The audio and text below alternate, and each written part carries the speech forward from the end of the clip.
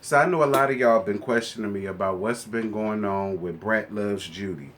And I don't really have no excuses for y'all asses. I don't know, I ain't feel like doing it. But I'm here and I'm here to do it now. I gotta get y'all too. I gotta get y'all that in the tea talk, child.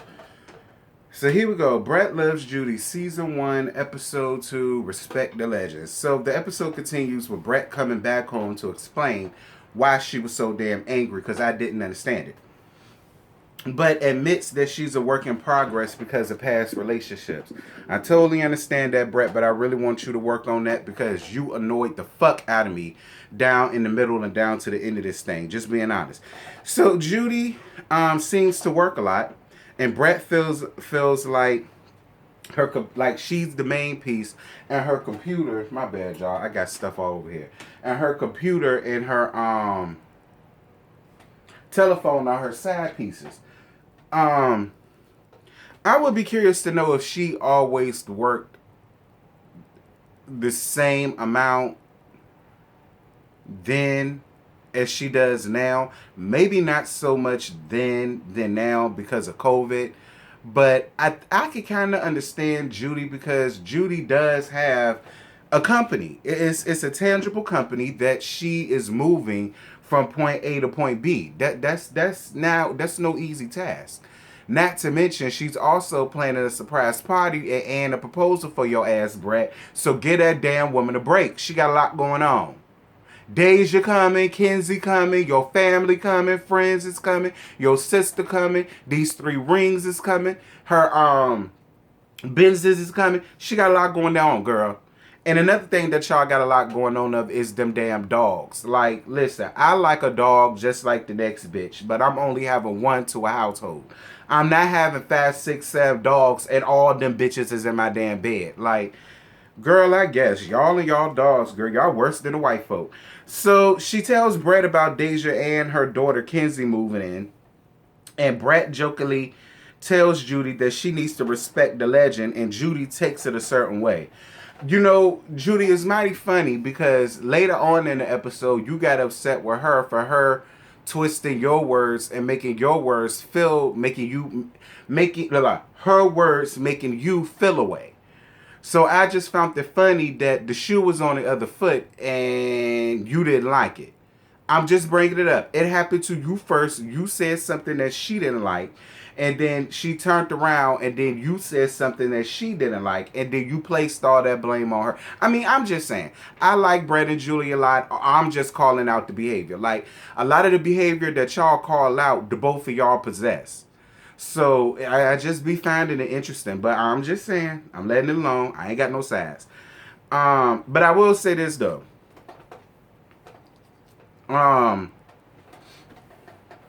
I don't necessarily think Brett meant that in a way that you should have took it offensive, Judy.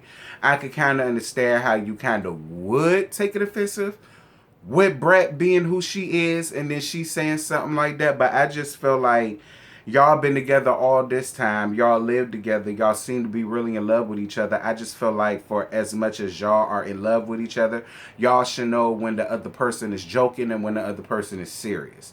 You know what I mean? So it was just like, on both ends, but I'm going to let y'all have it. Anyway, another thing. I like the way how Brett handled that situation. You know, most people would have been like, well, babe, we got a lot going on. We're renovating this house. We still trying to get things together. You're moving your place from point A to point B. You have a lot going on. I got a lot going on. Are you really sure right now it's the best time for your daughter and your granddaughter to move here? But she didn't do that. She just loves Judy so much, and she's just like, listen, whatever's going to make baby happy, that's what the hell I want. So if moving her child and her grandchild here is going to make her happy, I ain't got nothing to say about it. Much like Judy said, y'all live in a big-ass house, child. The gag is y'all ain't never got to run into each other. So, I don't see why Brett should have or would have had a problem with it to begin with. It's not as if y'all living in a tiny little loft or studio apartment. Girl, y'all living in a big-ass mansion around there somewhere, child. So she couldn't have felt no way. Moving on. So did we meet Niara, I believe her name is, and she is the director of operations down to Kaleidoscope Hair Products. And she's also Judy's, Jessica's friend, and she's going to be moving down to Atlanta real soon. So far, I like her. She got a lot of sense. She talks with a lot of sense. I think she's absolutely beautiful. And she seems to really have a genuine friendship with Jessica, so I can appreciate that. She has two small children, and she's going through a separation herself. And she basically is here for the change. You know, she's saying it's a lot going on, dealing with moving, going with a separation, having kids. We got to settle all of that. But I was kind of here for her still saying, I need a change. There's nothing wrong with change. When my mom died and I ain't had no more parents, yeah, I got a brother, but it ain't the same as having no parents. You know what I'm saying? I said, I need a change of pace. And I got the hell up out of there. So I totally understood how you feel, girl. Make the best out of it. But be careful, because you live in Atlanta. It's a whole bunch of undercover sugarfoots around there, girl. I don't want you to get caught up. Moving on. So Brat in the studio. Shout out to Brat for being in the studio. And then Montana comes around there. Now, like I said, I remember Montana from Ink, Paper, Scissors. That was a reality show that was on BET before my mama died. I want to say it came out in about 2016, maybe 2017. That was the last time I had watched BET before games people play and the encore came on. It was actually really good, and I was fucking with Montana since then. So it was actually real good to see him. So Montana tells her that her and Rhonda are going through marriage problems, and Rhonda left the house. Brat and Montana both admits that he needs to learn how to just shut the fuck up and allow another person to talk, and that's how a communication can go on. And just listen to her. But again, Brat could see, since I'm calling out Judy's behavior, I got to call out yours. It's mighty funny how you got upset and how you could call out him not being able to communicate and allow people to talk, but you turned around and did the exact same thing to Judy down to the end of this episode. But we're going to get to it. I like both y'all. I like everybody around there so far. I ain't got nobody sad. That's why I'm calling both y'all hoes out. Anyway, again, all them damn mangy ass dogs in that bed. Like, y'all, dogs in beds, I don't rock with. I don't like dogs in the furniture, on the furniture. I don't like dogs in the beds. That just, that's why God created their own damn bed. So then you can have y'all own damn bed. Y'all done got to cross-contaminate beds. Like, then y'all got 6 of them at that? I guess, child. Anyway, Brat wanted to lay on her booty. I thought that was real cute. So then Judy's phone rings while they was filming, and Brat speak up. First of all, I do appreciate the breaking of the fourth wall by production. If production break the fourth wall, I can accept that a little bit better than the cast. You know what I'm saying? But I was all down for that. I thought it was hilarious. I don't know, but Brat, ease up some. Again, this woman is moving her whole business from New Orleans to Atlanta. Give her a damn break. If her phone rings, it rings. Like, bitch, don't you work? Ain't you working on some songs down to the studio? Ain't you supposed to be touring or whatever the hell it is you doing? Calm down, Brat. I like you, Brat, but I'm just saying, relax. Anyway, because you was just nitpicking, and I hate a bitch that nitpick. That crawls under my skin. Anyway, Judy talks about how she got into business and moving down to Atlanta, and then Brat surprised her with putting the sign on her new warehouse, which I thought was cute, and the sign was cute too. So shout out to Brat for doing that. Like, I love them as a couple. I really do. I love them as a couple, and I want them to make it. I do. But they got some steps that they need to make. I'm just saying. Ain't it funny how reality TV could pull that up out of your relationship? Because to us, you would think that they were so damn perfect and they had no damn issues. Then this damn show come along. Now we starting to see the real. But, you know, hey, that's life. Moving on. So Brat meets with Montana and Rhonda. Montana, I'm starting to think you was drunk when you first came up in there. Because you came off the gate. Unless there was something that production edited out. Unless we did not see the whole thing that got you. from wherever the hell you was to how you showed up there all antsy, but you did. You showed up very antsy, high than a Cooter Brown child, and you damn near drunker than a Cooter Brown, to let me tell it.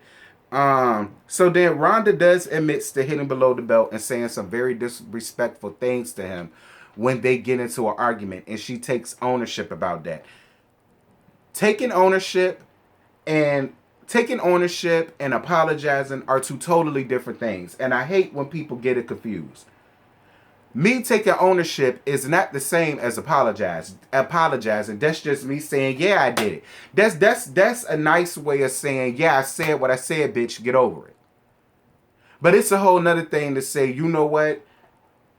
I totally accept the fault that I played in that, and you know what? I apologize because I did not have to hit so below the belt, or I did not have to, play or stoop down to your level. So with that, I was kind of with him on. Y'all need to learn and take notes.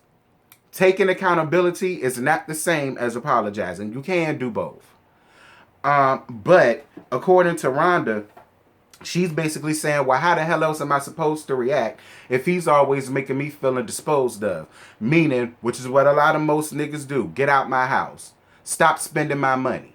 Give me back this. Give me back that. I bought you this, so you not about to disrespect me or say this to me or blah, blah, blah. Or you could go on ahead and leave what you came with. And all of this stuff in here is mine. So the only thing you better be taking are the clothes that you came here with. Like, most dudes do that. And that's what the hell Rhonda was talking about. And now with that, I was on Brat's side when she was like, how can you sit up here and talk about communication is key and you want to know this, that, and the third when you taking her damn phones and shit? Like, I guess, child. So then Montana starts crying, and he walks off, and then Brat goes round there behind him, and it was just funny because, again, Brat, while you gave Montana some really great advice, because you're right, he do just need to listen. Apparently, he not the only bitch that need to shut the fuck up and just listen around there. Because you turned around and did the exact same thing to Judy in the next scene that we about to get into right here. Because Judy asked her a question. I think before COVID, what were you doing and yada, yada, yada, yada, yada. And then Brat answered her question. I guess Judy probably didn't know that was her answer, or she didn't accept that to be her answer. I don't know. And then she reiterated the question again. And that was when Brat took it and she twisted it and she felt some kind of way about it. And then once they was in the middle of talking about it, Brat gonna sit up there and tell this woman, you're used to people just listening to what you say because you're used to being the boss around people. You're used to people allowing you to talk, and then once you're finished, it's done. Nah, not everybody communicate that way. Like, I don't have to just wait for you to finish talking, and then, you know what I'm saying, blah, blah, blah. I should be able to cut you off and yada, yada, yada. And I'm sitting here like, Brat, that's not how this works.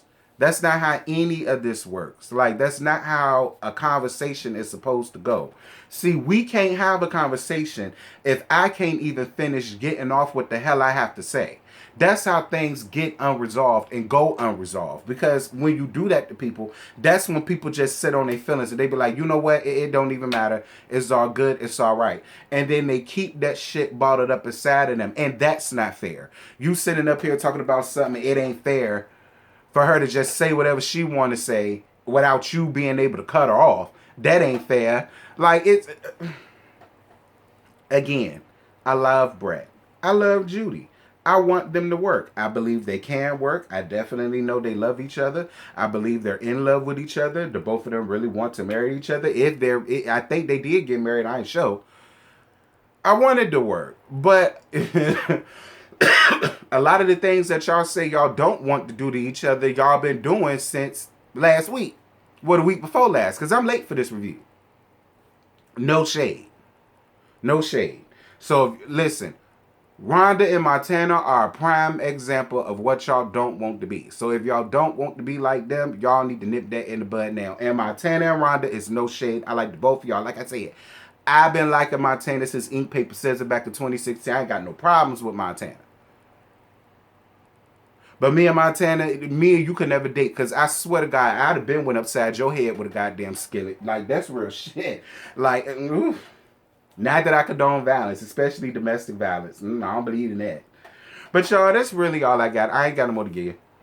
Thursday episode, it actually wasn't that bad, y'all. I don't know why I was dragging my feet. It honestly was not bad at all. I don't know what was going on with me and Brat Loves Judy. I don't know why I got such a delay in my spirit. I guess because I'm tired of them clickbaiting me with it saying growing up hip hop. It ain't growing up hip hop. It's Brat Love Judy. But whatever, y'all. Y'all jump down in the comments. Y'all let me know what y'all think about all this. And I'm going to holler at y'all later. Bye.